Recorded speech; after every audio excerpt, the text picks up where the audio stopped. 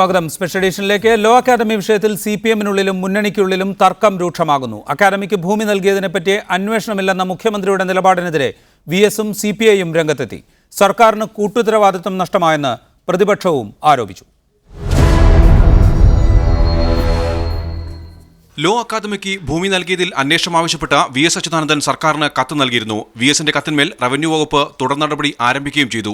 എന്നാൽ അന്വേഷണ ആവശ്യത്തെ മുഖ്യമന്ത്രി പരിഹാസത്തോടെയാണ് നേരിട്ടത്. ഏതോ കാലത്ത് CP രാമസ്വാമി അയ്യരെടുത്ത ഭൂമി അത് പരിശോധിക്കാൻ ഇപ്പോൾ ഈ ഗവൺമെന്റിന് കഴിയുന്ന കാര്യമല്ല. ആ പരിശോധനയ്ക്ക് ഇപ്പോൾ പ്രശ്നമില്ല. മുഖ്യമന്ത്രിയുടെ ഈ നിലപാടിനോട് രൂക്ഷമായാണ് VS പ്രതികരിച്ചത്.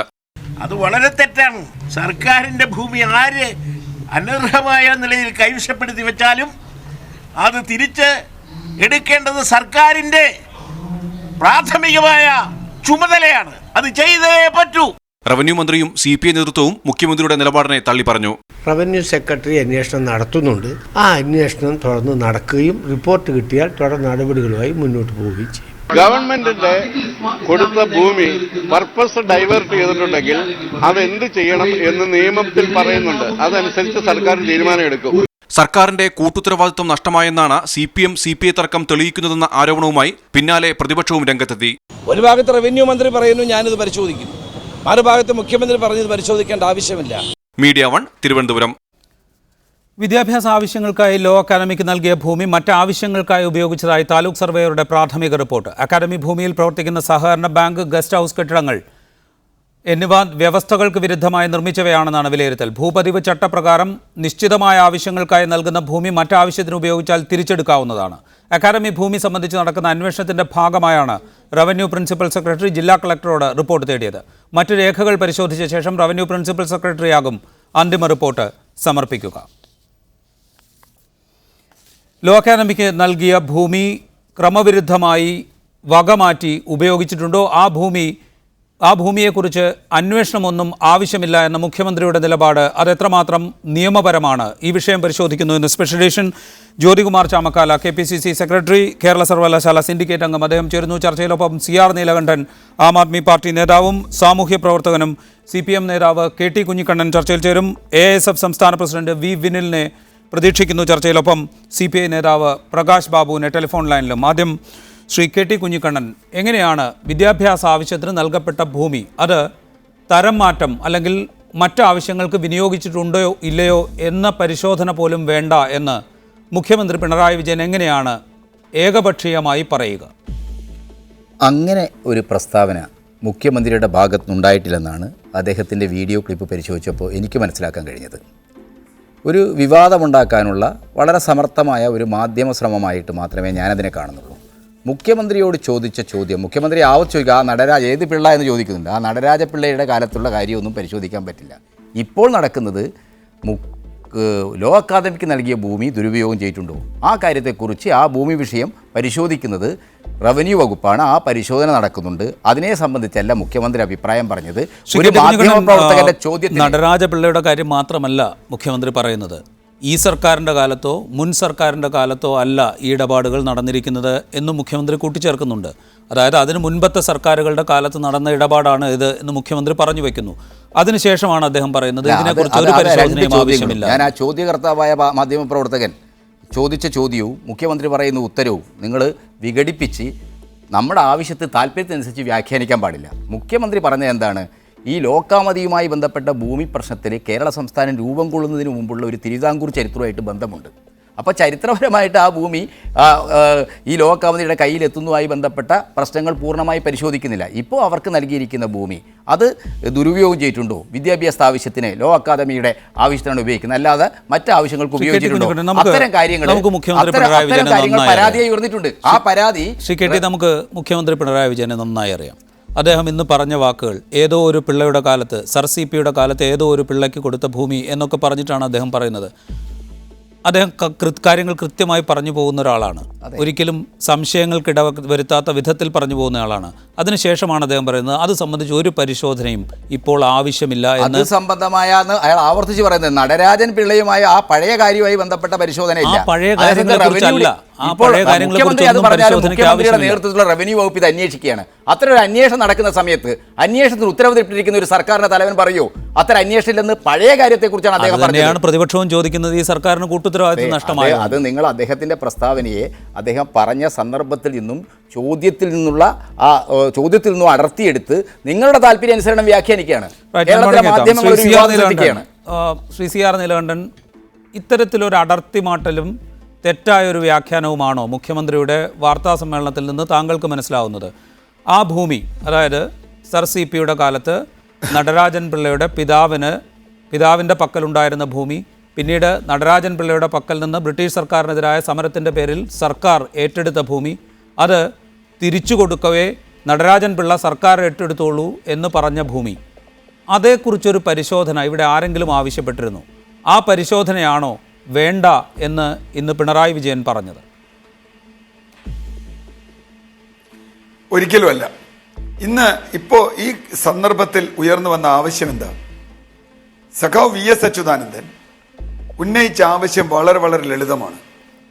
പൊതുഭൂമി ഈ ലോ അക്കാദമി എന്നൊരു സ്ഥാപനത്തിന് വിട്ടുകൊടുക്കുന്നു. ആ വിട്ടുകൊടുത്ത ഭൂമി വിട്ടുകൊടുത്ത ആവശ്യത്തിനാണോ ഉപയോഗിച്ചത്? വിട്ടുകൊടുത്തതിനപ്പുറത്തുള്ള വിദ്യാഭ്യാസേതരമായ ആവശ്യങ്ങൾക്ക് അത് ഉപയോഗിച്ചിട്ടുണ്ടോ? അങ്ങനെ ഉപയോഗിച്ചിട്ടുണ്ടെങ്കിൽ അത് സർക്കാർ തിരിച്ചു പിടിക്കണം എന്ന വളരെ കൃത്യമായ ആവശ്യമാണ് VS ഉന്നയിച്ചിട്ടുള്ളത്. അതിന് പിണറായി വിജയന്റെ മറുപടി എന്താ? അങ്ങനെ പലരും പല ആവശ്യങ്ങളും ഉന്നയിക്കും, അതൊക്കെ ഇപ്പം നമുക്ക് എങ്ങനെയാ പരിഗണിക്കുക? ആ അർത്ഥത്തിലാണ്. ഇനി നടരാജപിള്ളയുടെ കാര്യത്തിലേക്ക് തന്നെ വരാം. ചരിത്രം നമുക്കൊക്കെ അറിയാലോ. സ്വാതന്ത്ര്യ സമരത്തിന്റെ ഭാഗമായി നടരാജപിള്ളയുടെ പിതാവിന് നഷ്ടപ്പെട്ട ഭൂമി, അദ്ദേഹത്തിന് ന്യായമായും അവകാശപ്പെട്ട ഭൂമി, ഇന്നിപ്പോൾ ആ കുടുംബം അതിൻ്റെ പ്രശ്നങ്ങൾ അനുഭവിക്കുന്നുണ്ട്. ഞാൻ അദ്ദേഹത്തിൻ്റെ മകനുമായിട്ടൊക്കെ സംസാരിച്ചതാണ്. അദ്ദേഹത്തിന് ഇപ്പോൾ വലിയ ദുരന്തത്തിലാണ്. അതെന്താവട്ടെ, ആ ഭൂമി പൊതുഭൂമിയാണ് എന്ന കാര്യത്തിൽ തർക്കമില്ലല്ലോ. അതാർക്കും തർക്കമില്ലല്ലോ. കാരണം CP രാമസ്വാമിയെ ഏറ്റെടുത്താലും അത് സർക്കാരിൻ്റെ ഭൂമി തന്നെയാണ്. CP രാമസ്വാമിയെ ഏറ്റെടുത്ത ഭൂമിയാണല്ലോ ഇപ്പോൾ നമ്മുടെ ഹജൂർ കച്ചേരി. CP രാമസ്വാമിയുടെ കാലത്തുണ്ടായതാണല്ലോ പല പൊതുസ്ഥാപനങ്ങൾ. CP രാമസ്വാമിയുടെ കാലത്ത് ആ സർക്കാർ ഏറ്റെടുത്ത ആ സർക്കാരിൻ്റെ ആസ്തി എന്ന് പറയുന്നത് അതിനെ തുടർന്ന് വന്ന ജനാധിപത്യ സർക്കാരിൻ്റെ ആസ്തിയും കൂടിയാണ്. അപ്പം അതുകൊണ്ട് അത് ഏറ്റെടുത്തതുമായി ഇപ്പോൾ ബന്ധമില്ല. VSന്റെ കത്തിന് ഏറ്റെടുത്ത ഭൂമിയായൊരു ബന്ധവുമില്ല. അതിൻ്റെ ബന്ധം എന്താ? ഏറ്റെടുത്തതില്ല എന്നാണ് പറയണമെങ്കിൽ നമുക്ക് തർക്കിക്കാം. ഇവിടെ അതില്ല. സർക്കാരിൻ്റെ ഭൂമി ആയതുകൊണ്ടാണ് 68-ലെ EMS സർക്കാർ അത് ഇവർക്ക് കൊടുത്തത്. അതിനുശേഷം കരുണാകരൻ്റെ സർക്കാർ കൊടുത്തു. ഇത് ചരിത്രമൊക്കെ നമുക്കറിയാം. ഇതൊക്കെ സർക്കാർ ഭൂമി ആയതുകൊണ്ടാണ്. അങ്ങനെയെങ്കിൽ എന്താവശ്യത്തിന് കൊടുത്ത ആവശ്യത്തിനാണോ അത് ഉപയോഗിക്കുന്നത്? കൊടുത്ത പർപ്പസ്, അല്ലെങ്കിൽ അത് ഇപ്പോൾ ഏത് തരത്തിലുള്ള ട്രസ്റ്റിനാണ് കൊടുത്തത്, ഇപ്പം ഏത് ട്രസ്റ്റാണ് അത് കൈകാര്യം ചെയ്യുന്നത്? ഈ വിഷയങ്ങളാണ് VS കൃത്യമായി ഉന്നയിച്ചത്. മടങ്ങിയെത്താം താങ്കളിലേക്ക്. നമുക്ക് മുഖ്യമന്ത്രി പിണറായി വിജയൻ ഇന്ന് വാർത്താ സമ്മേളനത്തിൽ എന്താണ് കൃത്യമായി പറഞ്ഞത് എന്ന് ഒന്നുകൂടി കേട്ടതിന് ശേഷം അദ്ദേഹം VSന്റെ ആവശ്യം, VS ഇങ്ങനെ ഒരു ആവശ്യം ഉന്നയിച്ചിട്ടുണ്ടല്ലോ എന്ന ചോദ്യത്തിന് എന്ത് മറുപടിയാണ് പറഞ്ഞത് എന്ന് ഒന്നുകൂടി കേട്ടതിന് ശേഷം ഈ ചർച്ചയിലേക്ക് വരാം.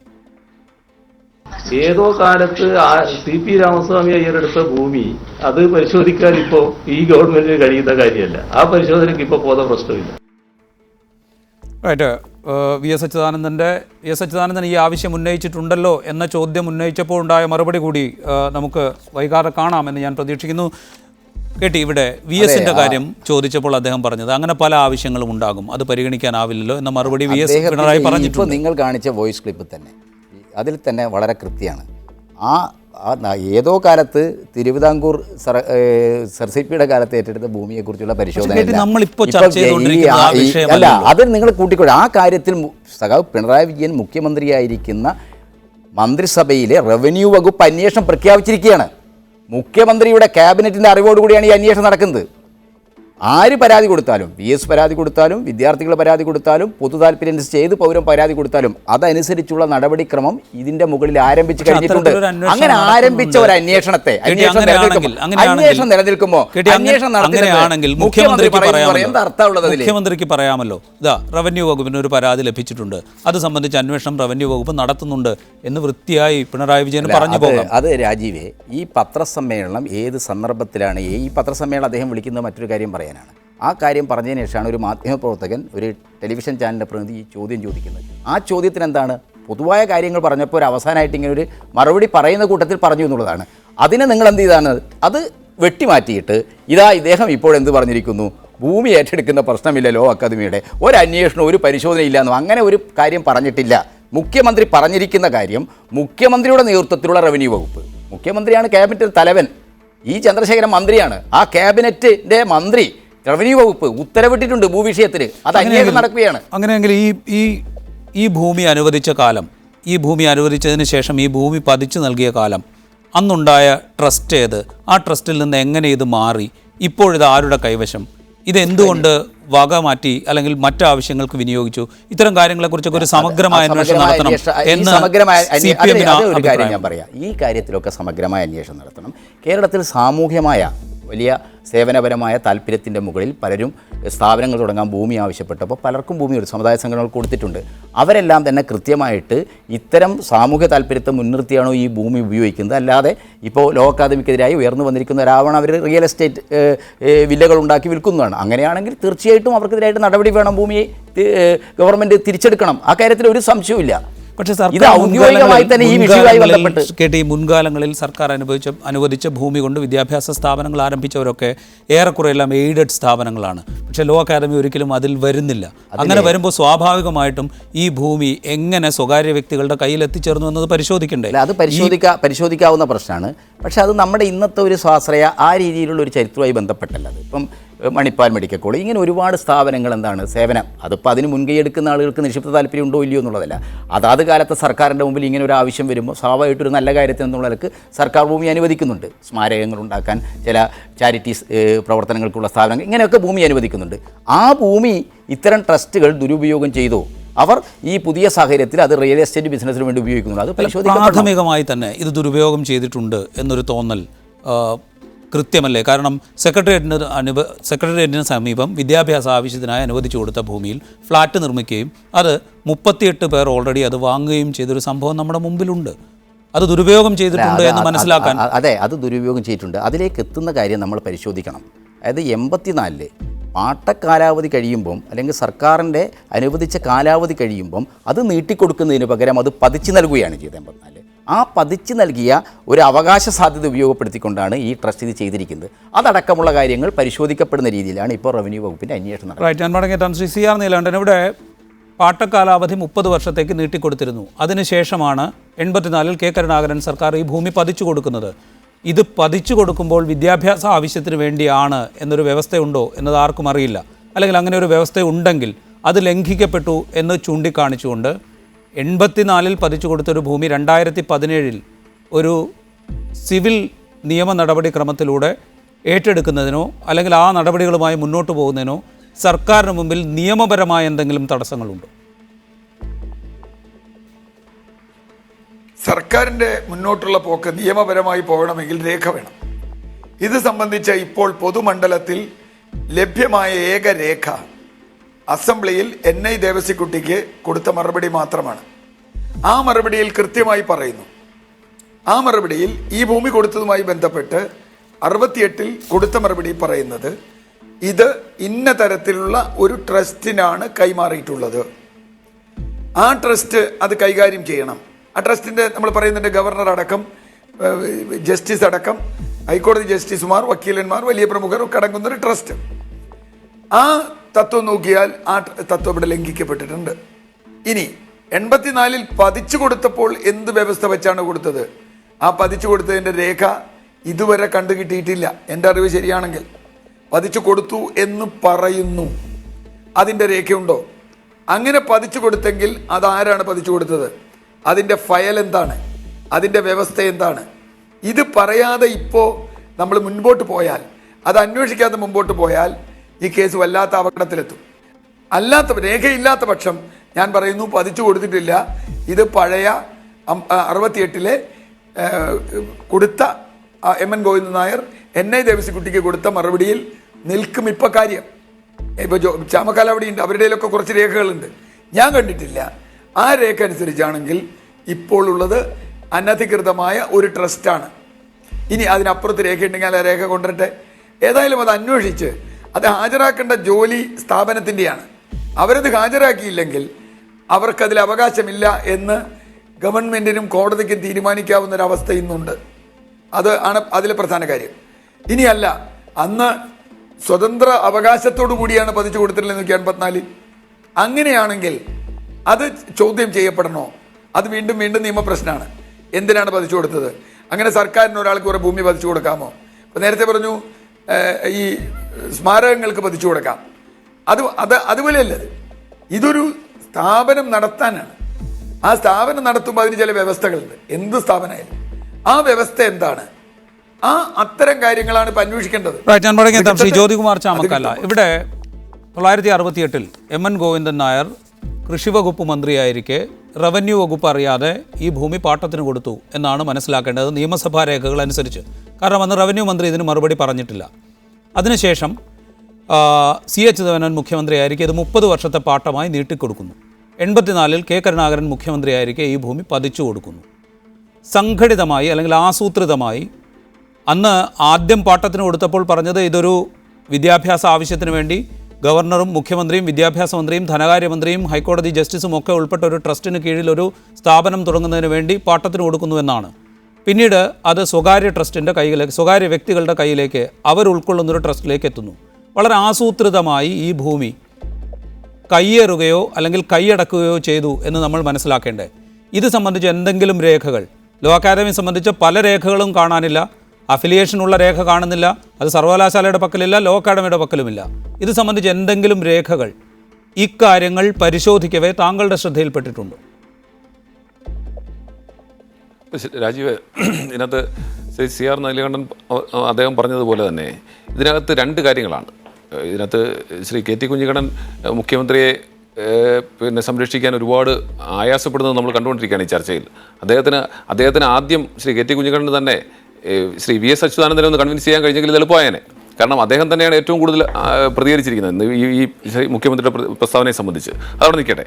ഇവിടെ ഈ ട്രസ്റ്റിനെ സംബന്ധിച്ച് ഞാൻ നേരിട്ട് ചോദ്യത്തിലേക്ക് വരാം. ഈ ട്രസ്റ്റിനെ സംബന്ധിച്ച് ഈ പറഞ്ഞതുപോലെ 68 പതിച്ചു കൊടുത്താണ്, പാട്ടത്തിന് കൊടുത്താണ്, 84 പതിച്ചു കൊടുത്തു.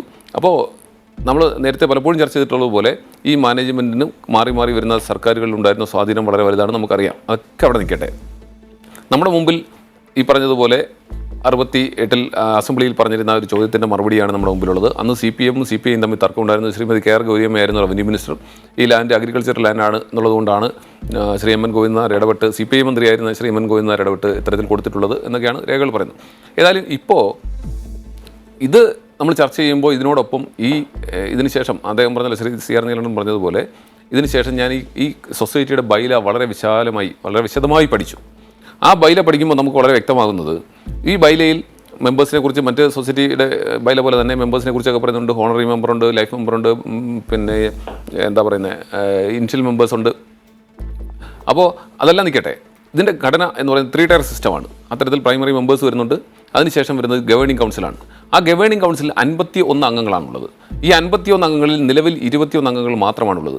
ഈ 51 അംഗങ്ങളിൽ ആരൊക്കെയാണെന്ന് നമ്മൾ കേൾക്കുമ്പോഴാണ് അതിൻ്റെ സത്യാവസ്ഥ മനസ്സിലാവുന്നത്. ഇന്ന് ചർച്ചയ്ക്ക് വിളിച്ച വിദ്യാഭ്യാസ മന്ത്രി അതിലൊരു അംഗമാണ്, നിയമമന്ത്രി, സംസ്ഥാനത്തെ നിയമമന്ത്രി അതിലൊരു അംഗമാണ്, അഡ്വക്കേറ്റ് ജനറൽ അതിലൊരു അംഗമാണ്, 5 സെക്രട്ടറിമാർ അതിലംഗമാണ്, സ്ഥാപക അംഗങ്ങൾ അതിനകത്ത് അവശേഷിക്കുന്ന ശ്രീ നാരായണ നായർ സാർ മാത്രമേ ഉള്ളൂ. ബാക്കിയുള്ള 51 പേരിൽ 15 പേരെങ്കിലും ഓണററി മെമ്പർഷിപ്പിൽ നിന്ന് തിരഞ്ഞെടുക്കപ്പെടുന്നവരും 10 പേരിൽ കുറയാത്തവർ ലൈഫ് മെമ്പർഷിപ്പിൽ നിന്നും തിരഞ്ഞെടുക്കപ്പെടുന്നവരാണോ? ഓണററി മെമ്പർഷിപ്പ് എന്ന് പറയുന്നത് 1000 രൂപ അടച്ച്, അന്ന് 1968 1000 രൂപ അടച്ച് മെമ്പർഷിപ്പ് എടുക്കുന്നവരെ ഓണററി മെമ്പർഷിപ്പിലും 250 രൂപ അടച്ചെടുക്കുന്നവരെ ലൈഫ് മെമ്പർഷിപ്പുമാണ് കൊടുത്തുകൊണ്ടിരുന്നത്. അത്തരത്തിൽ 15 പേരിൽ കുറയാത്തവരെ ഓണററി മെമ്പർഷിപ്പിൽ നിന്നും 10 പേരിൽ കുറയാത്തവരെ ലൈഫ് മെമ്പർഷിപ്പിൽ നിന്നും ഉൾപ്പെടെ എടുത്തുകൊണ്ട് 51 അംഗ ഒരു ഗവേണിംഗ് കൗൺസിലാണ് ഇതിനുണ്ടാകേണ്ടത്. അത് ഇന്നും അത് തന്നെയാണ് നിയമം. അവിടെ ഈ സെക്രട്ടറിമാരും ഇപ്പോൾ മെമ്പറല്ല, ഈ മന്ത്രിമാരും മെമ്പറല്ല, അഡ്വക്കേറ്റ് ജനറൽ മെമ്പറല്ല. അപ്പോൾ അവരെയൊക്കെ മാറ്റി നിർത്തുന്നു. ഇലക്ഷൻ നടക്കുന്നില്ല. ഇത് ഒരു സ്വകാര്യ ട്രസ്റ്റായി കൊണ്ടുപോയിരിക്കുന്നു. ഇനി എക്സിക്യൂട്ടീവ് കമ്മിറ്റിയിലേക്ക് 15 അംഗ എക്സിക്യൂട്ടീവ് കമ്മിറ്റിയാണ്. അതിനകത്ത് വളരെ വിചിത്രമാണ്. ആ 15 അംഗ എക്സിക്യൂട്ടീവ് കമ്മിറ്റിയിൽ പ്രസിഡന്റും സെക്രട്ടറിയും ട്രഷറും തിരഞ്ഞെടുക്കപ്പെടും. ബാക്കിയുള്ള 12 പേരെ സ്ഥാപക അംഗങ്ങളുണ്ടെങ്കിൽ അവർക്കും ആവാം. അപ്പോൾ സ്വാഭാവികമായിട്ടും സെക്രട്ടറി എന്ന നിലയിൽ നാരായണ നായർ സാർ ഉണ്ട്. അത് കഴിഞ്ഞാൽ ബാക്കി വരുന്ന 12 പേരെ പ്രസിഡന്റ് നോമിനേറ്റ് ചെയ്യും. ആ രീതിയിലാണ് ഇത് കോൺസ്റ്റിറ്റ്യൂട്ട് ചെയ്തിരിക്കുന്നത്. അപ്പോൾ ഒരു സ്വകാര്യ ട്രസ്റ്റായി കൊണ്ടുപോകത്തക്ക രീതിയിൽ ചെയ്തിരിക്കുന്നു. അതവിടെ നിൽക്കട്ടെ. നിയമത്തിൻ്റെ കണ്ണിൽ കൂടെ നോക്കിയാൽ 51 അംഗങ്ങളുള്ള എക്സിക്യൂട്ടീവ്. അതിനകത്ത് വീണ്ടും പറയുന്നു പ്രസിഡന്റ് ഒരു തവണയിൽ കൂടി കൺസിക്യൂട്ടീവ് ടൈം പിന്നെ ഈ പോസ്റ്റ് ഹോൾഡ് ചെയ്യാൻ പാടില്ല. അങ്ങനെയാണെങ്കിൽ justice V R Krishna Iyer sir മരിക്കുന്നത് വരെ ഒരു പ്രസിഡന്റ് ടൈം എന്ന് പറഞ്ഞാൽ 2 വർഷമാണ്. ഒരു ടൈം കൺസിക്യൂട്ടീവായി 2 ടൈം ഇരിക്കാനും പാടില്ല. അപ്പോൾ കഴിഞ്ഞ Shri V R Krishna Iyer sir മരിക്കുന്നത് വരെ അദ്ദേഹം ഇതിൻ്റെ പ്രസിഡന്റ് ആയിരുന്നു. എങ്ങനെ തുടർന്നു? അപ്പോൾ അതുപോലെ എല്ലാ കാര്യത്തിലും ഇതിനകത്ത് ഒരുപാട് ഗൂഢാലോചനകൾ നടന്നിട്ടുണ്ട്. ജ്യോതികുമാർ ചാമക്കാല, ഇതുപോലെ ഒരു ട്രസ്റ്റ് രൂപീകരിക്കുന്നു, അതിൻ്റെ എക്സിക്യൂട്ടീവ് കമ്മിറ്റിയെ കുറിച്ച് താങ്കൾ ഇപ്പോൾ സൂചിപ്പിച്ചു. അവിധമുള്ളൊരു എക്സിക്യൂട്ടീവ് കമ്മിറ്റി രൂപീകരിക്കാൻ പാകത്തിലുള്ള വ്യവസ്ഥ വയ്ക്കുന്നു. അതായത് സ്വകാര്യ വ്യക്തികളുടെ കൈവശത്തിലേക്ക് ഈ ട്രസ്റ്റ് പോകാൻ പാകത്തിലുള്ള ചില വ്യവസ്ഥകൾ ഉൾക്കൊള്ളിച്ചുകൊണ്ട് ബൈലോ തയ്യാറാക്കുന്നു.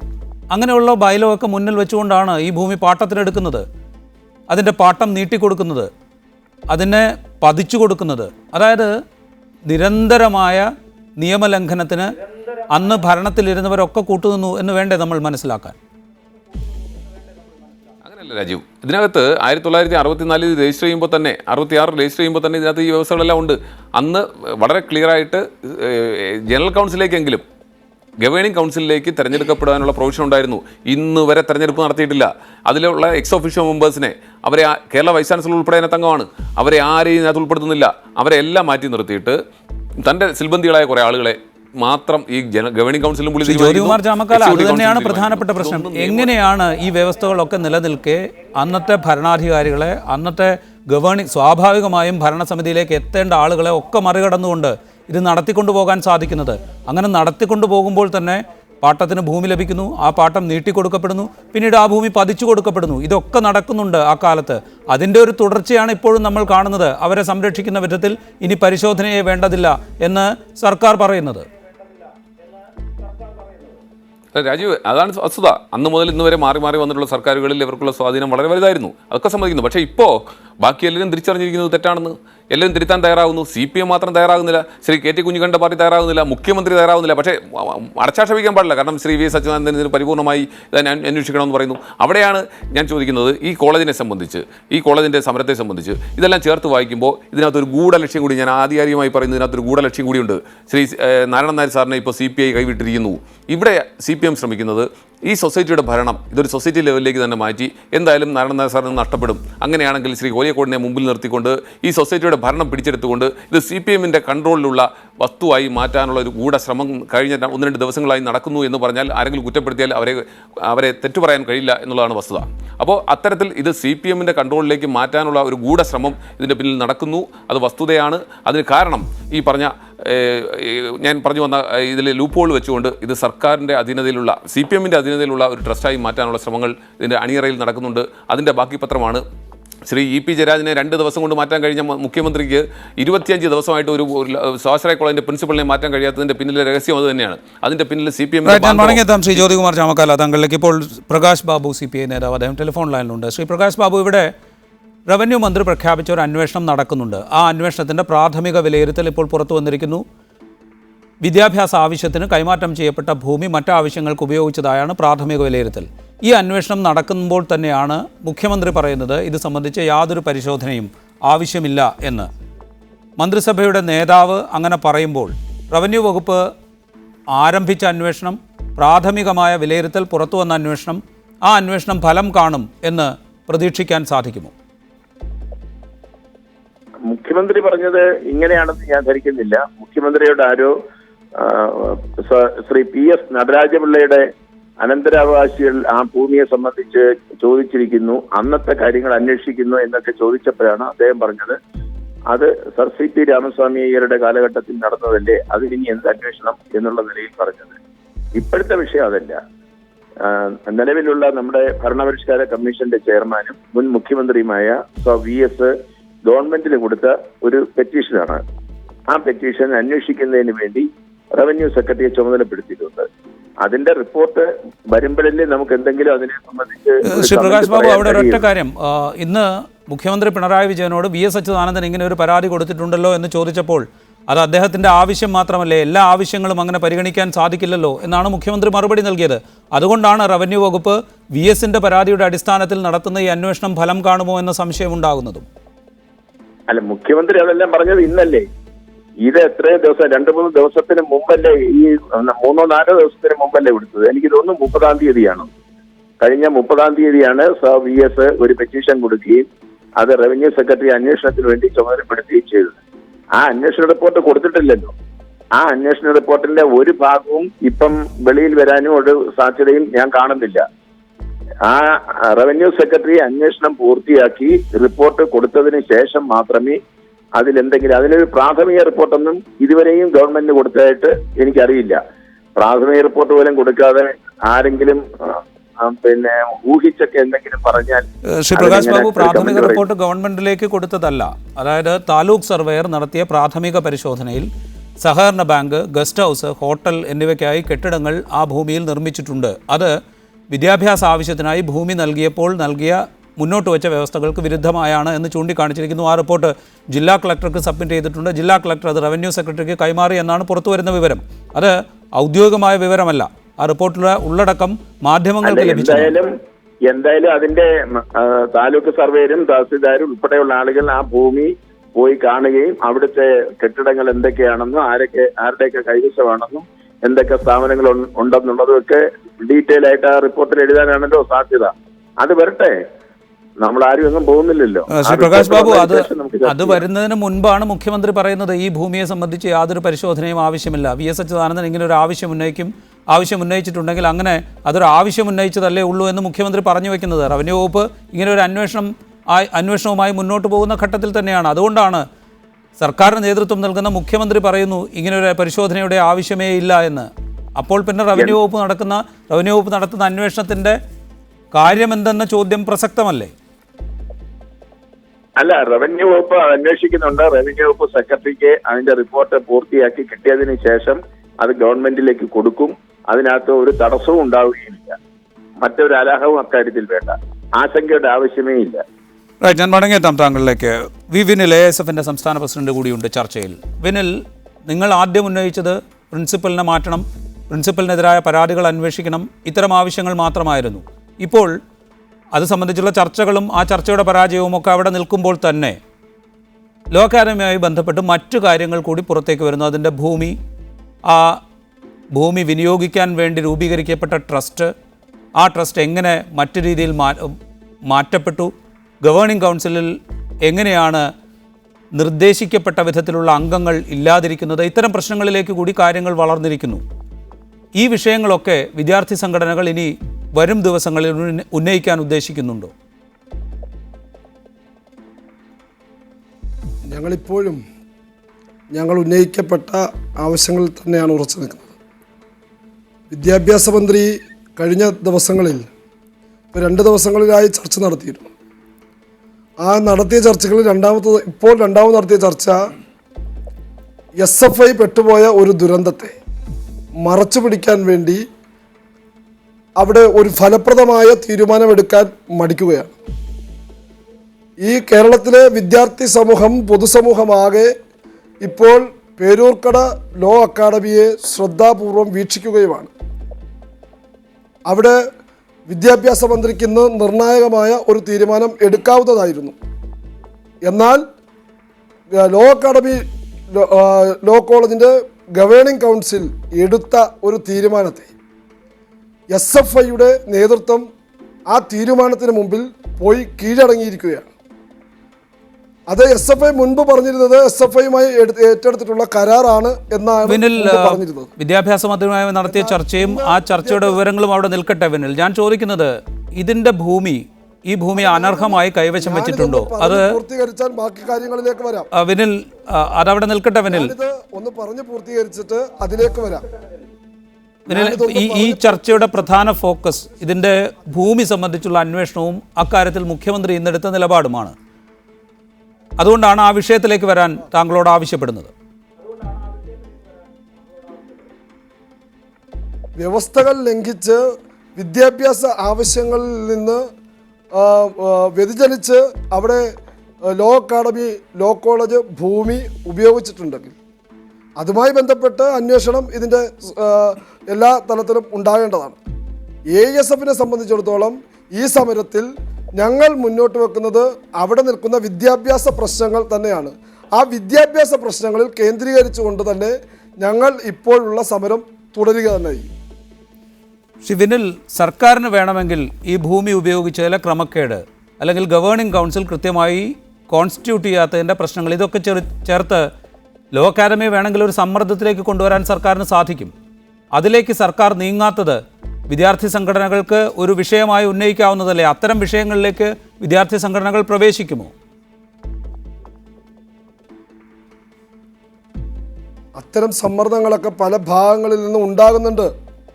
ആ സമ്മർദ്ദങ്ങളിലേക്ക് ഒരു വിദ്യാർത്ഥി സംഘടന എന്ന നിലയിലേക്ക് ഇപ്പോൾ പോകേണ്ട ആവശ്യം ഉണ്ടെന്ന് തോന്നില്ല.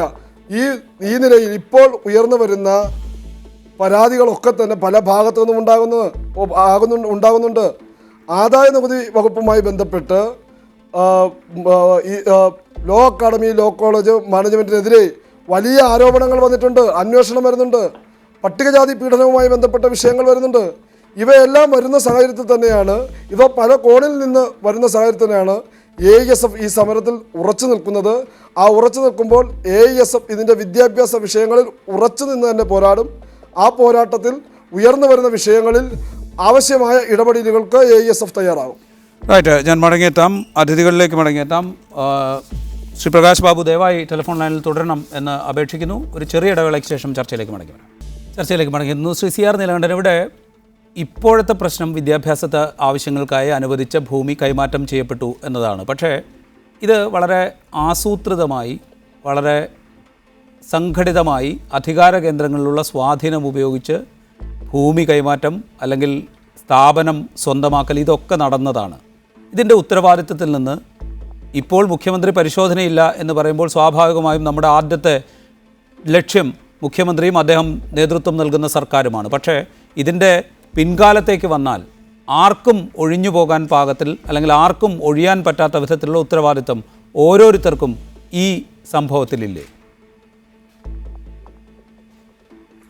ഇപ്പോൾ ഒരു പ്രത്യേക സാഹചര്യത്തിൽ അവിടെ നേരത്തെ ASF സഖാവ് ചൂണ്ടിക്കാണിച്ചതുപോലെ വിദ്യാർത്ഥികൾ അവരുടെ ആവശ്യവുമായി ബന്ധപ്പെട്ട് ഒരു വലിയ സമരത്തിലേക്ക് വരുന്നു. ആ സമരത്തിലേക്ക് വന്നപ്പോൾ അതിൻ്റെ ഭാഗമായിട്ടാണ് മറ്റ് കാര്യങ്ങളിൽ ഒരു ഭൂതത്തെ കുടം തുറന്നു വിട്ടതുപോലെ നിരവധി വിഷയങ്ങൾ ഇപ്പോൾ പുറത്തേക്ക് വരുന്നത്. ഈ സമരമില്ലായിരുന്നുവെങ്കിൽ ഒരു സംശയവും വേണ്ട രാജീവ്, ഒരിക്കലും അറിയാത്ത വിധം ഇത് ഭൂമിയുടെ അടിയിൽ കിടക്കുമായിരുന്നു. ഇപ്പോൾ പറഞ്ഞു 68 മുതൽ ഇങ്ങോട്ടുള്ള എല്ലാ സർക്കാരുകൾക്കും ഇതിൽ ഉത്തരവാദിത്തമുണ്ട്. ഇപ്പോൾ സ്വാശ്രയ കോളേജിനെ കുറിച്ച് നമ്മൾ വലിയ സമരം ചെയ്ത കാലം, അപ്പോൾ അതിനൊക്കെ വളരെ മുമ്പ് ഒരു സ്വാശ്രയ കോളേജ് തിരുവനന്തപുരത്ത് പ്രവർത്തിക്കുന്നു. അവിടെ പഠിച്ച ആളുകൾ ഭരണപക്ഷത്തും പ്രതിപക്ഷത്തും ഇരുന്ന് ഈ സ്വാശ്രയത്തിനെതിരായി ചർച്ച ചെയ്യുന്നു. അവിടെ പഠിച്ചുകൊണ്ട് റോഡിലിറങ്ങി സമരം ചെയ്യുന്നു. ഇതൊക്കെ നമ്മൾ കണ്ടതാണ്. ഇത് സ്വാശ്രയ കോളേജാണ് എന്ന സത്യം കേരളീയ സമൂഹത്തിൽ നിന്ന് മറച്ചു വെക്കുന്നിടത്ത് തുടങ്ങുന്നു പ്രശ്നങ്ങൾ. അതിനുശേഷം ഭൂമി ഇടപാടുകൾ. ഇപ്പോൾ ഒറ്റ ഉദാഹരണം, അവിടെ വില്ല പണിതിട്ടുണ്ട്, അവിടെ കോപ്പറേറ്റീവ് ഡിപ്പാർട്ട്മെന്റിന്റെ കോപ്പറേറ്റീവ് സൊസൈറ്റിയുടെ സ്ഥലമുണ്ട്, അവിടെ ഷോപ്പിംഗ് കോംപ്ലക്സ് ഉണ്ട്. ഇതിനൊക്കെ ആരാ അനുമതി കൊടുത്തത്? ഇതിനൊക്കെ കോർപ്പറേഷൻ, നഗര ആസൂത്രണ വകുപ്പ്, ഇവരൊക്കെ അനുമതി കൊടുത്തിട്ടുണ്ട്. കെട്ടിട നികുതി എന്ന് വാങ്ങുന്നുണ്ട്, മറ്റനുമതികൾ അവിടെ ആവശ്യമുണ്ടാവും, അതൊക്കെ കൊടുത്തിട്ടുണ്ട്. ഇതൊക്കെ കൊടുത്ത് ഭരണകൂടം. നമ്മളൊരു വീട് വെക്കാൻ ഒരു അനുമതിക്ക് ചെന്നാൽ എന്തൊക്കെ രേഖ ചോദിക്കും രാജീവേ? ഇതേതെങ്കിലും ഒരു രേഖ ചോദിച്ചിരുന്നെങ്കിൽ ഈ കെട്ടിടം അവിടെ വരില്ലല്ലോ. ഒരു രേഖ ചോദിച്ചാൽ ഈ കെട്ടിടം വരില്ല. അങ്ങനൊരു സംഗതിയില്ല. അപ്പോൾ കാലാകാലങ്ങളിൽ കേരളം ഭരിച്ചവർ, നഗരസഭ ഭരിച്ചവർ, ഇവരെല്ലാം ഇതിൽ ഉത്തരവാദികളാണ്. പക്ഷെ പ്രശ്നം എന്താ? എല്ലാവരെയും മാനിപ്പുലേറ്റ് ചെയ്യാൻ കഴിയും. കേരള സർവകലാശാലയിൽ, കേരള സർക്കാരിൽ, എല്ലാ പാർട്ടി ഓഫീസിലും, എല്ലാ നിയമജ്ഞന്മാരിലും, ബാർ കൗൺസിലിലും, ഒരു പരിധിവരെ ഹൈക്കോടതിയിലും എല്ലാ സ്വാധീനങ്ങളും ഉറപ്പിച്ച ഒരു വ്യക്തിയാണ് ഇത് എന്നതിന് ഇതിൽ വരെ തെളിവ് വേണ്ട. അവരൊക്കെ ഇതിൽ അനീതി ചെയ്തിട്ടുണ്ട്, അറിഞ്ഞോ അറിയാതെയോ. ഒരുപക്ഷെ ഇദ്ദേഹമല്ലേ കുഴപ്പമുണ്ടാവില്ല എന്ന് വിചാരിച്ചിട്ടുണ്ടാവാം, ഇദ്ദേഹമല്ലേ സാരമില്ല എന്ന് വിചാരിച്ചിട്ടുണ്ടാവാം. കാരണം നമുക്ക് സൗഹൃദം വളരെ കൂടിയാൽ പിന്നെ അയാളുടെ എതിര് പറയാൻ ബുദ്ധിമുട്ടുണ്ടാവും. മാത്രമല്ല, ഇപ്പോൾ ഞാൻ പറഞ്ഞല്ലോ, കക്ഷി രാഷ്ട്രീയത്തിന് അതീതമായി അവിടെ പ്രവേശനം കിട്ടി, LLB പാസ്സായി. ഇപ്പോൾ കോടതികളിൽ പ്രാക്ടീസ് ചെയ്യുന്നവരും, കോടതിയിൽ ജഡ്ജിയായിരിക്കുന്നവരും, മജിസ്ട്രേറ്റായിരിക്കുന്നവരും, MLA ആയിരിക്കുന്നവരും, മന്ത്രിയായിരിക്കുന്നവരും ഒക്കെ ഉണ്ടല്ലോ. അപ്പം തീർച്ചയായിട്ടും അവർക്കൊക്കെ ഇതിൽ ഉത്തരവാദിത്തമുണ്ട് ധാർമ്മികമായി. കാരണം ഞാൻ അറിഞ്ഞില്ല എന്ന് പറയുന്നതിൽ കാര്യമില്ല. ഇവർക്കൊക്കെ അറിയാം ഇത് സ്വാശ്രയ കോളേജാണ്. അപ്പം അവിടെ നടക്കുന്ന മനുഷ്യാവകാശ ലംഘനങ്ങൾ ഈ ഒരു കഴിഞ്ഞ ഒരാഴ്ചയോ 2 ആഴ്ചയോട്ട് ഉണ്ടായ കാര്യമല്ലല്ലോ. അതും ഇവിടെ എല്ലാവർക്കും അറിയാം. ഇപ്പം ASFന്റെ സഖാവ് അവിടെയുണ്ട്. ഞാൻ ചോദിക്കുന്നത് ഇവിടെ ഇപ്പോൾ നമ്മളിപ്പോൾ വേറെ സ്വാശ്രയ കോളേജിൻ്റെ ഒക്കെ ചർച്ച ചെയ്തു. ഈ വിഷയങ്ങളൊക്കെ കേരളത്തിൽ ഇപ്പം ഉണ്ടായതാണ്. ഇപ്പോൾ വിഷ്ണുവിൻ്റെ മരണവും ഇപ്പം ഉണ്ടായ ഒരു വിഷയമാണോ? കേരളത്തിൽ സ്വാശ്രയ കോളേജുകളിൽ എത്ര കാലമായി നടക്കുന്നു? ഈ വിദ്യാർത്ഥി സംഘടനകൾ അറിഞ്ഞില്ലേ? അധ്യാപക സംഘടനകൾ അറിഞ്ഞില്ലേ? മന്ത്രിമാർ മാറി വന്നവരറിഞ്ഞില്ലേ? അപ്പോൾ ഇവിടെ ഒരു സമവായമുണ്ട് രാജീവേ. എല്ലാ തട്ടിപ്പുകൾക്കും ഒരു സമവായം ഉണ്ടായിട്ടുണ്ട്. ഇതുതന്നെയാണ് നമ്മുടെ രാഷ്ട്രീയത്തിൻ്റെ ഏറ്റവും വലിയ മൂല്യച്യുതി. നീ അത് ചെയ്യുക, ഞാനിത് ചെയ്യുക, നമ്മൾ രണ്ടാളും കൂടി ചെയ്യുക, ഒരു പ്രശ്നമില്ല. അതുകൊണ്ടാണ് ഒരു അഴിമതി പോലും പിടിക്കപ്പെടാത്തത്, ഒരു കയ്യേറ്റം പോലും ഒഴിപ്പിക്കപ്പെടാത്തത്. ഇത് നിരന്തരം നടക്കുകയാണ്. പിണറായി വിജയൻ മാത്രം ഇതിൽ ക്രൂശിക്കപ്പെടേണ്ട ആളാണെന്ന് എനിക്ക് തോന്നുന്നില്ല. അദ്ദേഹം ഇപ്പോൾ ഉള്ള ആളാണ്, അദ്ദേഹത്തിന് ഇപ്പോൾ പ്രൊട്ടക്ട് ചെയ്യണം. വേറൊരു മുഖ്യമന്ത്രി ആയിരുന്നെങ്കിൽ ഇത് ചെയ്യുമായിരുന്നു. അതുകൊണ്ട് ഇത് അന്വേഷിക്കുകയാണെങ്കിൽ ഇതിൻ്റെ വേരോടുകൂടി പോയാൽ ഇത്രയും കാലം ഈ തെറ്റുകൾക്ക് കൂട്ടുനിന്ന മുഴുവൻ ആളുകളും ഈ കേസിൽ പ്രതിയാണ്. അവിടേക്കൊക്കെ എത്തുമെന്ന് എനിക്കറിയില്ല. എത്തിയാൽ മാത്രമേ ഈ സമരം ആ അർത്ഥത്തിൽ വരൂ. കുട്ടികളുടെ സമരം അവിടെ നടക്കട്ടെ, അവരവരുടെ ആവശ്യങ്ങൾ ഉന്നയിച്ച് അവർ നടക്കട്ടെ. പക്ഷേ അതിൻ്റെ ഒരു ബൈ പ്രോഡക്റ്റ് എന്നോ ഒരുപക്ഷെ ഇത് പ്രധാന പ്രോഡക്റ്റ് ആവും. കുട്ടികളുടെ സമരത്തിൻ്റെ പ്രോഡക്റ്റ് ബൈ പ്രോഡക്റ്റ് ആയി വരും. അങ്ങനെയാണ് ഇപ്പോൾ കേരളീയ സമൂഹത്തിൽ വരുന്നത്. ഇപ്പോഴെങ്കിലും ഇതിനൊരു പരിഹാരം ഉണ്ടാവട്ടെ രാജീവേ. ഞാൻ മടങ്ങിയെത്താം. ശ്രീ പ്രകാശ് ബാബു, നമ്മൾ ഇപ്പോഴത്തെ കാര്യങ്ങൾ ചർച്ച ചെയ്യുമ്പോൾ തന്നെ അതുപോലെ പ്രധാനമല്ലേ മുൻകാലത്ത് ഇതെന്തുകൊണ്ട് സംഭവിച്ചു എന്ന ചോദ്യം? അവിടെ CPIക്ക് ഉത്തരവാദിത്തമുണ്ട്, CPIയുടെ പ്രമുഖ നേതാക്കൾക്ക് ഉത്തരവാദിത്തമുണ്ട്. പിന്നീട് UDF സർക്കാരിൽ മുഖ്യമന്ത്രിയായിരുന്ന കെ കരുണാകരൻ നേതൃത്വത്തിലുണ്ടായിരുന്ന സർക്കാരിന് ഉത്തരവാദിത്തമുണ്ട്. ഇതൊക്കെ നമ്മൾ അടിവരയിടേണ്ടി വരില്ലേ? ഇത്തരം ക്രമക്കേടുകളോ അല്ലെങ്കിൽ വീഴ്ചകളോ ഞങ്ങൾക്ക് സംഭവിച്ചു പോയിട്ടുണ്ട്, അതുകൊണ്ട് കൂടിയാണ് ഇതിവിടെ ഈ വിധത്തിൽ നിൽക്കുന്നത് എന്ന് നമുക്ക് അടിവരയിട്ട് പറയേണ്ടി വരില്ലേ?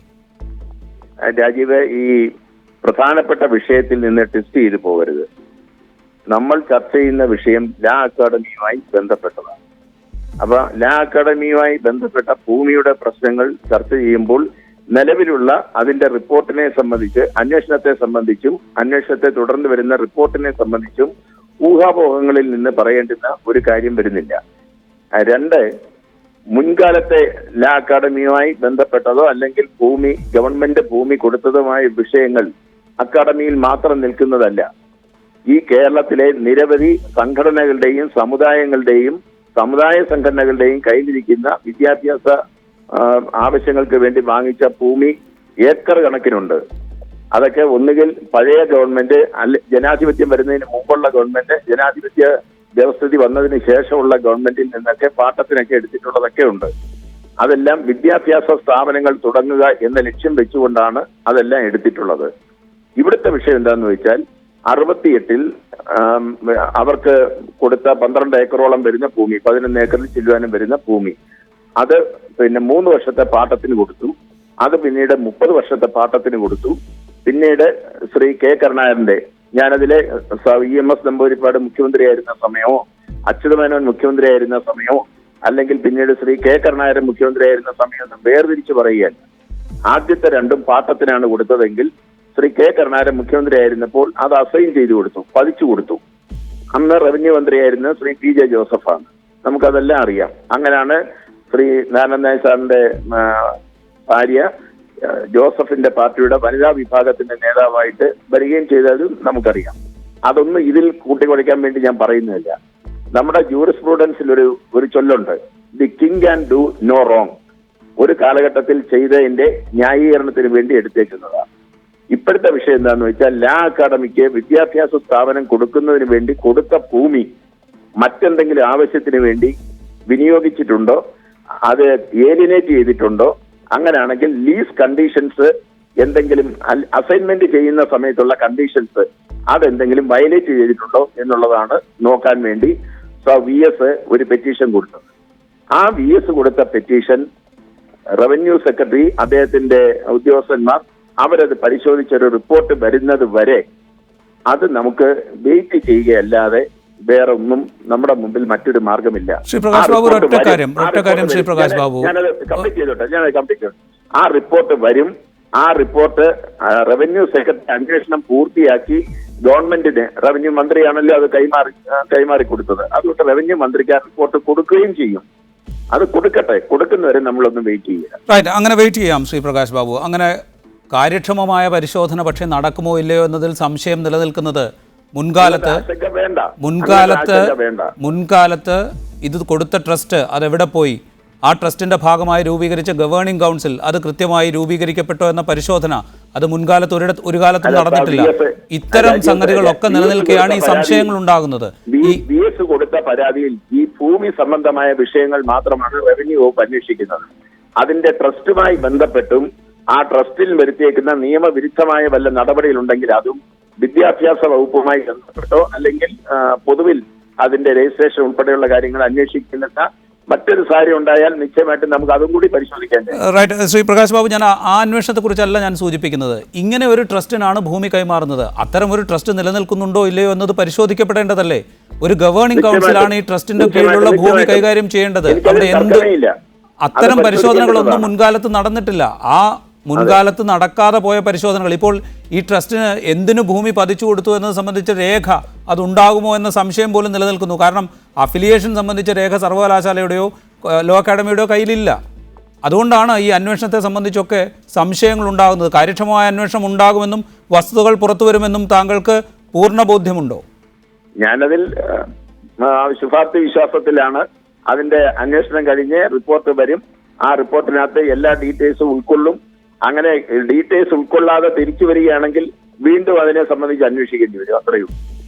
നന്ദി പ്രകാശ് ബാബു ഈ ചർച്ചയിൽ പങ്കെടുത്തതിന്. ശ്രീ KT കുഞ്ഞിക്കണ്ണൻ, ഇവിടെ വളരെ ആസൂത്രിതമായി വളരെ കാര്യക്ഷമമായി ഈ ഭൂമി എങ്ങനെ കൈമാറ്റം ചെയ്തെടുത്തു എന്നതിനെക്കുറിച്ചുള്ളൊരു രേഖയാണ് സത്യം പറഞ്ഞാൽ ഈ കേസ്.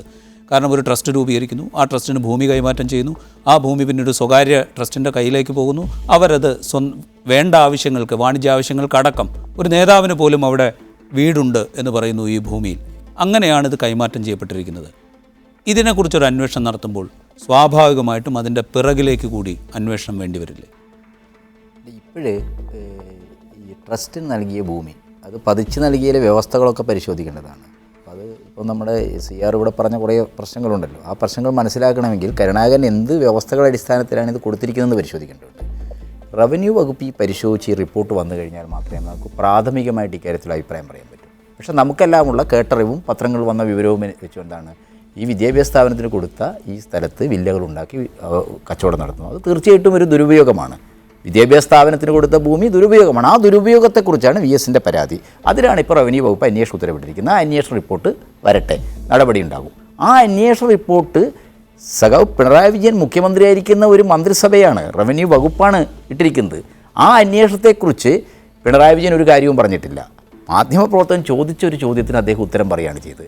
ആ വിഷയത്തെ നമ്മൾ ഇതുമായിട്ട് ബന്ധിപ്പിച്ചത് പിണറായി വിജയൻ ആകെ അന്വേഷണം. ഇപ്പോൾ ഈ ചർച്ചയിൽ എന്താണ്, നമ്മളൊരു സമ്മതി ഉണ്ടാക്കിയിരിക്കുകയാണ്. പിണറായി വിജയൻ എന്താണ് ഇത് സംബന്ധിച്ച ഒരു പരിശോധന വേണ്ടാന്ന് വാക്കുകളാണ്. അദ്ദേഹത്തിൻ്റെ വാക്കുകൾ കേൾക്കുമ്പോൾ നമുക്കറിയാലോ, അദ്ദേഹത്തെ പരിചയമുള്ളവരാണ്. അദ്ദേഹത്തിൻ്റെ വാക്കുകൾ നന്നായി ശ്രദ്ധിക്കുന്ന ആളുകളാണ് കേരളത്തിലെ ആളുകൾ. അദ്ദേഹത്തിൻ്റെ വാക്കുകൾ കേൾക്കുമ്പോൾ അറിയാം അദ്ദേഹത്തിൻ്റെ വാക്കുകളുടെ അർത്ഥം എന്താണെന്ന് എല്ലാവർക്കും മനസ്സിലാകും. ഞാൻ മനസ്സിലാക്കുന്ന ആ വാക്കുകൾ എന്താണ്, അദ്ദേഹം നേതൃത്വം കൊടുക്കുന്നൊരു ഗവൺമെൻറ് റവന്യൂ അന്വേഷണം നടത്തുകയാണ്, റവന്യൂ വകുപ്പ് അന്വേഷണം നടത്തുകയാണ്. ആ അന്വേഷണ റിപ്പോർട്ട് അനുസരിച്ച് ഒരു സംശയവുമില്ല ആവശ്യമായ നടപടിയിലേക്ക് പോകും. എന്ന് മാത്രമല്ല, വിദ്യാർത്ഥികളുടെ ഭാഗത്ത് നിന്ന് SC ST അട്രോസിറ്റീസ് ആയിട്ടുള്ള പരാതികളുണ്ട് ഈ സ്ത്രീക്കെതിരായിട്ട്, ഈ പ്രിൻസിപ്പൾക്കെതിരായിട്ട്. അപ്പോൾ ആ കാര്യത്തിൽ നടപടികളുണ്ടാകും. ഈ കാര്യത്തിലൊന്നും തുടർ നടപടികളുണ്ടാകും. നമ്മൾ കാണേണ്ട ഒരു പ്രശ്നം വെച്ചാൽ ഇതുപോലെ വിവാദവും സങ്കീർണവുമായ ഒരു പ്രശ്നം ഇപ്പോൾ ഇവിടെ സൂചിപ്പിച്ചതുപോലെ നിയമത്തിൻ്റെയും കോടതിയുടെ എല്ലാ വഴികളിലും പിടിപാടുള്ള ആളുകൾ. അപ്പോൾ തീർച്ചയായിട്ടും സൂക്ഷ്മമായ പരിശോധനയുടെ കൃത്യമായ നടപടികൾ ഈ ഗവൺമെൻറ്റിൻ്റെ ഭാഗത്തുനിന്നുണ്ടാകുമെന്ന കാര്യത്തിൽ എനിക്ക് സംശയമില്ല. പക്ഷേ ജ്യോതികുമാറിനെ പോലുള്ള സുഹൃത്തുക്കൾ പിണറായി വിജയനെ ന്യായീകരിക്കണോ വേണ്ടിയോ എന്നുള്ളത് അത് വേറൊരു പ്രശ്നമാണ്. പക്ഷേ അവരിന്ന് എന്തിൻ്റെ പേരിലാണ് കൈകഴുകി രക്ഷപ്പെടാൻ നോക്കുന്നത്?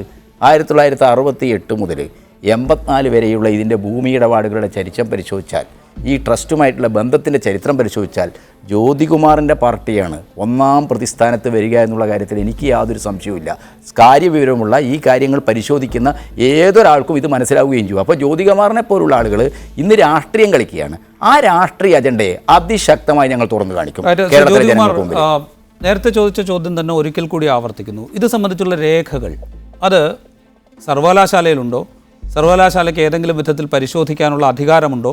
ഈ ട്രസ്റ്റിൻ്റെ ഭൂമി സംബന്ധിച്ച രേഖകൾ റവന്യൂ വകുപ്പ് നടത്തുന്ന പരിശോധനയിൽ ഈ രേഖകളൊക്കെ ഹാജരാക്കപ്പെടാനുള്ള സാധ്യത അത് എത്രത്തോളമാണ്? പ്രത്യേകിച്ച് ഇത് പതിച്ചു നൽകുമ്പോൾ എന്തൊക്കെ വ്യവസ്ഥകൾ ഉണ്ടായിരുന്നു എന്ന് അതാണ് ഏറ്റവും പ്രധാനമായി വരിക. രാജീവ്, ശ്രീ കെ ടി കുഞ്ഞിക്കണ്ണൻ പറയുന്നതിനകത്ത് ഞാൻ പറഞ്ഞല്ലോ 68-ൽ പാഠത്തിന് കൊടുത്തത് മുതൽ 85-ൽ പതിച്ചു കൊടുത്തത് വരെയുള്ള ആരുടെ കാലത്തായാലും, അത് ശ്രീ കെ കരുണാകരൻ്റെ കാലത്ത് ശ്രീ പി ജെ ജോസഫ് ആണെങ്കിലും ശ്രീ EMSൻ്റെ കാലത്ത് ശ്രീ MN ഗോവിന്ദനാരായാലും അതെല്ലാം അന്വേഷിക്കട്ടെ, അതെല്ലാം അന്വേഷിക്കുക തന്നെ വേണം. ഇപ്പോഴാണ് പരാതി വന്നത്. അങ്ങനെയാണെങ്കിൽ ഇപ്പോൾ പരാതി കൊടുത്ത മുൻ മുഖ്യമന്ത്രി ശ്രീ VS അച്യുതാനന്ദൻ്റെ കാലത്ത് പുള്ളിയൊക്കെ അന്വേഷിച്ചാൽ പോരായിരുന്നു. അപ്പോൾ ഇപ്പോൾ പരാതി വന്നിരിക്കുന്നു, പരാതി അന്വേഷിക്കട്ടെ. അത് രാഷ്ട്രീയത്തിന് അതീതമായി അന്വേഷിക്കണം എന്നുള്ള അഭിപ്രായക്കാരനാണ് ഞാൻ. ഞങ്ങളുടെ പാർട്ടിയും അങ്ങനെ തന്നെയാണ്. KPC പ്രസിഡന്റ് ഉൾപ്പെടെ ആ നിലപാടെടുത്തിരിക്കുന്നത്. അവിടെ ശ്രീ കെ ടി കുഞ്ഞിക്കണ്ണൻ പറയുമ്പോൾ കുറച്ചുകൂടെ വസ്തുതകൾ മനസ്സിലാക്കി സംസാരിക്കണം. അദ്ദേഹം ഒന്നാമത്തെ കാര്യം, അദ്ദേഹം ഈ സബ്ജക്റ്റിനെ കുറിച്ച് കൂടുതൽ ആഴത്തിൽ പഠിച്ചിട്ടില്ല. ഇപ്പോൾ ഫ്ലാറ്റ് നിർമ്മിച്ച് കൊടുത്തു എന്നൊക്കെ പറയുന്നത് ആ സൊസൈറ്റിയുടെ പേരിൽ സൊസൈറ്റി മേടിച്ച ഭൂമിയിലാണ്. അത് വേറൊരു ഇഷ്യൂ ആണ്. അത് ഈ പറയുന്ന 11.49 ഏക്കറിൽ പെടുന്ന സ്ഥലമല്ല. അത് പുന്നൻ റോഡിൽ സൊസൈറ്റി പൈസ കൊടുത്ത് മേടിച്ച വസ്തുവാണ്. പക്ഷേ ജ്യോതികുമാർ, ആ ഭൂമിയും സെക്രട്ടേറിയറ്റിന് സമീപത്തുള്ള ആ ഭൂമിയും വിദ്യാഭ്യാസ ആവശ്യത്തിന് തന്നെയല്ലേ ആ ചാരിറ്റബിൾ ട്രസ്റ്റിന് നൽകിയിരിക്കുന്നത്? ഞാൻ അതിലേക്കാണ് വരുന്നത്. ആ ചാരിറ്റബിൾ ട്രസ്റ്റിലേക്ക് എത്തിക്കഴിഞ്ഞാൽ ആ ചാരിറ്റബിൾ ട്രസ്റ്റിൻ്റെ പർപ്പസ് എന്താണോ ആ ആവശ്യത്തിന് ഉപയോഗിക്കാവൂ. അവിടെ അതാണ് കോൺട്രവേഴ്സി. അവിടെ അതിന് വിരുദ്ധമായി ആ ഫ്ലാറ്റ് നിർമ്മിച്ച് കൊമേഴ്സ്യലൈസ് ചെയ്തു എന്നുള്ളതാണ്. അത് പെർമിഷൻ മേടിച്ചത് പോലും ആ ഫ്ലാറ്റിന് പെർമിഷൻ മേടിച്ചിരിക്കുന്നത് പോലും വിദ്യാഭ്യാസ ആവശ്യത്തിന് വേണ്ടിയാണ്. പിന്നീട് അത് കൊമേഴ്സ്യലൈസ് ചെയ്തെന്നാണ്. അദ്ദേഹം ആ 12 ഏക്കറിൽ ഇത് ഉൾപ്പെടുത്തിയാണ് സംസാരിച്ചത്. അതവിടെ നിൽക്കട്ടെ. ഇവിടെ ശ്രീ പ്രകാശ് ബാബു പറഞ്ഞ ചില കാര്യങ്ങളുണ്ട്. അദ്ദേഹം പറഞ്ഞതിനകത്ത് ഇപ്പോൾ അന്വേഷണം നടക്കുന്നു. അന്വേഷണത്തിനകത്ത് ശ്രീ VS അച്യുതാനന്ദൻ കൊടുത്ത പരാതിക്കകത്ത് ഈ ട്രസ്റ്റിൻ്റെ ഫോർമേഷനും ട്രസ്റ്റിൻ്റെ ഉദ്ദേശശുദ്ധിയും ആ ട്രസ്റ്റ് ഫോം ചെയ്തപ്പോൾ മുതലുള്ള രജിസ്റ്റർ ചെയ്തപ്പോൾ മുതലുള്ള കാര്യങ്ങൾ പാലിക്കുന്നുണ്ടോ എന്നതിൻ്റെ ഭാഗമായി റവന്യൂ സെക്രട്ടറി നോക്കേണ്ടി വരും എന്നുള്ള കാര്യത്തിൽ പിന്നെ ഒരു എതിരഭിപ്രായമില്ല. ശ്രീ CR നീലകണ്ഠൻ അദ്ദേഹമൊക്കെ ഇവിടെ ഉണ്ട്, അദ്ദേഹത്തിന് വ്യക്തമായി അറിയാം. അപ്പോൾ സ്വാഭാവികമായിട്ട് അതെല്ലാം റിപ്പോർട്ടിൽ വരും. പക്ഷേ ഞാനീ പറഞ്ഞത്, ഇദ്ദേഹം പറഞ്ഞല്ലോ ഈ റിപ്പോർട്ട് വരട്ടെ, റിപ്പോർട്ടിനെ കുറിച്ച് എനിക്ക് ബോധ്യമുണ്ട്, അത് വരും. അതിനകത്ത് ഞങ്ങൾക്കിപ്പോൾ CPI സംശയമില്ല. കാര്യം എന്താ? CPI ഇതിനകത്ത് വ്യക്തമായൊരു നിലപാടെടുത്തിരിക്കുന്നു, ഇതിനെക്കുറിച്ച് അന്വേഷിക്കണമെന്ന് മന്ത്രി അപ്പോൾ തന്നെ ഉത്തരവിട്ടിരിക്കുന്നു. പക്ഷേ മുഖ്യമന്ത്രിയും മുഖ്യമന്ത്രിയുടെ പാർട്ടിയും VS അച്യുതാനന്ദൻ ഒഴികെയുള്ള വിഭാഗവും ഇപ്പോൾ ഇതിനെതിരാണ്. അന്വേഷണമേ വേണ്ട എന്നാണ്. ഈ മാനേജ്മെൻറ്റിനെ ഇപ്പോഴും സംരക്ഷിക്കാൻ ശ്രമിക്കുകയാണ്. അതിൻ്റെ പിന്നിൽ ഒരു ദുരുദ്ദേശമുണ്ട് എന്നാണ് ഞാൻ പറഞ്ഞത്. പിന്നെ രാജു ചോദിച്ച ചോദ്യം രേഖകളെ സംബന്ധിച്ച്, സർവകലാശാലയിൽ ഇതിനെ സംബന്ധിച്ച് ഒരു രേഖയുമില്ല.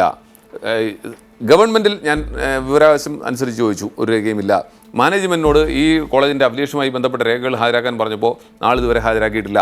ആകെ ഹാജരാക്കിയിട്ടുള്ളത് ഈ ട്രസ്റ്റിൻ്റെ കോപ്പിയും ആ ട്രസ്റ്റിൽ ഇപ്പോൾ അംഗങ്ങളായിട്ട് ജ്യോതികുമാർ, ഒരു സംശയം. ഈ അഫിലിയേഷനുമായി ബന്ധപ്പെട്ട് അല്ലെങ്കിൽ കോളേജ് നടത്തിപ്പുമായി ബന്ധപ്പെട്ടൊക്കെ സർവകലാശാല ആവശ്യപ്പെടുന്നത് ആ അക്കാഡമിക്ക് കീഴിലുള്ള ഭൂമി എത്രയുണ്ട്, അതിൻ്റെ ക്യാമ്പസ് എത്രയുണ്ട്, അത് സംബന്ധിച്ചുള്ള വിവരങ്ങളൊക്കെ സർവകലാശാലയ്ക്ക് ആവശ്യപ്പെടാവുന്നതല്ലേ? അത് ലോ അക്കാദമി ആയാലും മറ്റേത് കോളേജായാലും ഹാജരാക്കേണ്ടതല്ലേ? അത്തരം രേഖകൾ ഇതിന് മുൻപ് ഏതെങ്കിലും ഘട്ടത്തിൽ ഇവർ ഹാജരാക്കിയിട്ടുണ്ടോ? ഹാജരാക്കിയിരുന്നു. അതൊക്കെ വസ്തുതയാണ്. 1968 ഇതിന് അഫിലിയേഷൻ കൊടുക്കുമ്പോൾ, കോളേജിന് ഡിസംബർ മാസത്തിൽ അഫിലിയേഷൻ കൊടുക്കുമ്പോൾ ഈ രേഖകളെല്ലാം ഹാജരാക്കിയാണ് കോളേജ് അഫിലിയേഷൻ കിട്ടിയിട്ടുള്ളത്. അതിനുശേഷം 1982 ഈ കോളേജുമായി ബന്ധപ്പെട്ട ഏതോ ഒരു കേസ് നടത്തിപ്പിന് ഹൈക്കോടതിയിൽ സ്റ്റാൻഡിംഗ് കൗൺസിലിന് കൊടുത്ത ഫയൽസ് തിരിച്ചു തന്നിട്ടില്ല എന്ന് സിൻഡിക്കേറ്റിൽ റിപ്പോർട്ട് ചെയ്തിട്ടുണ്ട്. അത്തരത്തിൽ അതിനെ സംബന്ധിച്ച് സംശയമുണ്ട്. ആ റിപ്പോർട്ടിങ് തന്നെ ഒരു വ്യാജമാണോ എന്ന് എനിക്ക് സംശയമുണ്ട്. കാരണം മനഃപൂർവ്വം ഈ ഫയൽ മുഴുവൻ മാറ്റിയിട്ട് ഇത് റിപ്പോർട്ട് ചെയ്താണോ എന്ന് എനിക്ക് സംശയമുണ്ട്. ഏതായാലും അത് ഉൾപ്പെടെ അന്വേഷിക്കേണ്ടതാണ്. കാരണം സർവകലാശാലയിൽ ഇപ്പോൾ രേഖയില്ലെങ്കിലും അത് 82 ഹൈക്കോടതിയിലേക്ക് കൊണ്ടുപോയ വഴിക്ക് നഷ്ടപ്പെട്ടിരിക്കുന്നു എന്നാണ്, സ്റ്റാൻഡിംഗ് കൗൺസിൽ തിരിച്ചു കൊടുത്തിട്ടില്ല എന്നാണ് ഇവിടെ മിനിറ്റ് ചെയ്ത് വെച്ചിരിക്കുന്നത്. അപ്പോൾ ഇൻ പ്രിൻസിപ്പിൾ ഇൻ എഫക്റ്റ് അവിടെ ഈ രേഖകളില്ല. ഹയർ എഡ്യൂക്കേഷനിൽ രേഖ അന്വേഷിക്കുമ്പോൾ അവിടെ ഇല്ല. മാനേജ്മെൻറ്റിൻ്റെ ഭാഗത്തില്ല. ഇപ്പോൾ നമ്മുടെയൊക്കെ ഒരു പ്രമാണം, ഒരു വസ്തുവിൻ്റെ പ്രമാണം വില്ലേജ് ഓഫീസിൽ പോയല്ലോ എടുക്കേണ്ടത്. അതിൻ്റെ ബാക്കി കാര്യങ്ങൾ നമ്മുടെ ഒരു പ്രമാണത്തിൻ്റെ കോപ്പി കാണുമല്ലോ. എന്തുകൊണ്ടാണ് മാനേജ്മെൻറ്റ് കൈ പോലും ഇതിൻ്റെ രേഖകളില്ലാത്തത്? സമയപരിമിതി കൊണ്ടാണ് ശ്രീ ജ്യോതികുമാർ ചാമക്കാല. ഞാൻ CR നീലകണ്ഠനിലേക്ക് അവസാനമായി. ശ്രീ CR നീലകണ്ഠൻ, ഇവിടെ ഈ രേഖകളൊന്നും കാണുന്നില്ല, അല്ലെങ്കിൽ തിരിച്ചു കിട്ടിയിട്ടില്ല, ഇതൊക്കെ പറയുന്നുണ്ട്. ഇതിൻ്റെയൊക്കെ പകർപ്പുകൾ, ഇത് ഈ ഭൂമി സംബന്ധിച്ചുള്ള രേഖകൾ, ഇതൊക്കെ റവന്യൂ വകുപ്പിനെ അന്വേഷിച്ചാൽ കണ്ടെത്താവുന്നതല്ലേ ഉള്ളൂ. അത് ലഭ്യമാകാൻ പ്രയാസമുണ്ടാകില്ലല്ലോ? തീർച്ചയായിട്ടും ഇല്ല. റവന്യൂ വകുപ്പ് അന്വേഷിക്കുകയാണെങ്കിൽ അങ്ങനെ ഒരു രേഖ ഭൂമി മലയാളത്തിൽ ഉണ്ടായിട്ടുണ്ടെങ്കിൽ കണ്ടെത്താൻ ഒരു വിഷമവുമില്ല.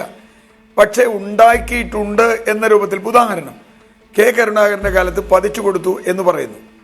അതിൻ്റെ രേഖ സെക്രട്ടേറിയറ്റിലുമില്ല, കക്ഷിയുടെ കയ്യിലുമില്ല, വില്ലേജ് ഓഫീസിലുമില്ല. ഇതിന് കരടയ്ക്കുന്ന ഒരാൾ കാണുമല്ലോ.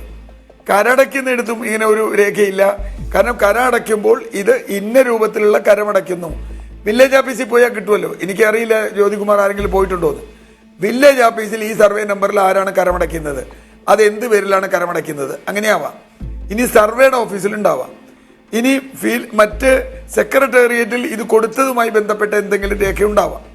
അത് എവിടെയുണ്ടാവാം, റവന്യൂവിലുണ്ടാവാം, കൃഷിയിലുണ്ടാവാം, എനിക്കറിയില്ല. മുഖ്യമന്ത്രിയുടെ ഓഫീസിലുണ്ടാവാം, മുഖ്യമന്ത്രിയാണ് അന്ന് കൊടുത്തിട്ടില്ലെങ്കിൽ അതുണ്ടാവാം. ഇതൊക്കെ ഉണ്ടാകാം, വേണമെങ്കിൽ കണ്ടുപിടിക്കാം. ഇനി വാദത്തിന് വേണ്ടി ഒരു രേഖയും കിട്ടിയില്ല എങ്കിൽ ഒരു സംശയവും വേണ്ട, ആ ഭൂമി സർക്കാർ ഏറ്റെടുക്കുക. കാരണം അതിനാരും രേഖയൊന്നുമില്ലല്ലോ. ആരുടെയും രേഖയില്ലാത്ത ഭൂമി സർക്കാരിൻ്റെ ഭൂമിയാണ്, സർക്കാരിന് തീരുമാനിക്കാം. ഒരു സംശയവും വേണ്ട. അത് ചെയ്യാനുള്ള ചങ്കുറപ്പ് സർക്കാരിനുണ്ടോ എന്നുള്ളത് മാത്രമാണ്. അവസാനമായി ശ്രീ കെ ടി കുഞ്ഞിക്കണ്ണൻ, അത്തരം ഒരു ചങ്കുറപ്പ് ഉണ്ടാകുമോ പിണറായി വിജയൻ സർക്കാരിന് ഈ ഒരു അന്വേഷണത്തിൽ? ഈ സർക്കാർ നിയമവിരുദ്ധമായിട്ട് ഏത് പർപ്പസിനാണോ ഭൂമി കൊടുത്തത് ആ പർപ്പസിൽ ഉപയോഗിക്കുന്നതെങ്കിൽ ഏറ്റെടുക്കും. അതേസമയത്ത് തന്നെ ഇവിടെ സൂചിപ്പിച്ചതുപോലെ ഈ ഭൂമിക്ക് രേഖകളൊന്നുമില്ലെങ്കിൽ സ്വാഭാവികമായിട്ട് സർക്കാരിൽ വെസ്റ്റ് ചെയ്യപ്പെടും, യാതൊരു സംശയമില്ല. അത് നിയമം അനുസരിച്ച് എന്താണ് റവന്യൂ വകുപ്പിൽ വെസ്റ്റ് ചെയ്യപ്പെടും. രേഖകളില്ലാത്ത ഭൂമി സർക്കാരിൽ വെസ്റ്റ് ചെയ്യപ്പെടും. നന്ദി ശ്രീ കെ ടി കുഞ്ഞിക്കണ്ണനൊപ്പം CR Neelakandan, Jyothikumar Chamakkala, V Vinil ASF സംസ്ഥാന പ്രസിഡന്റ്, ഒപ്പം പ്രകാശ് ബാബു ചർച്ചയിൽ പങ്കെടുത്തതിന്. രേഖകളില്ലാത്ത ഭൂമി സർക്കാരിലേക്ക് തിരിച്ചെത്തുമോ എന്ന് കാത്തിരുന്ന് കാണാം. സ്പെഷ്യൽ എഡിഷൻ പൂർണ്ണമാവുകയാണ്. കൂടുതൽ വാർത്തകൾക്കും ദൃശ്യങ്ങൾക്കും media1tv.in സന്ദർശിക്കുക. ചെറിയ ഇടവേളയ്ക്ക് ശേഷം MIT മൂസ കാണാം.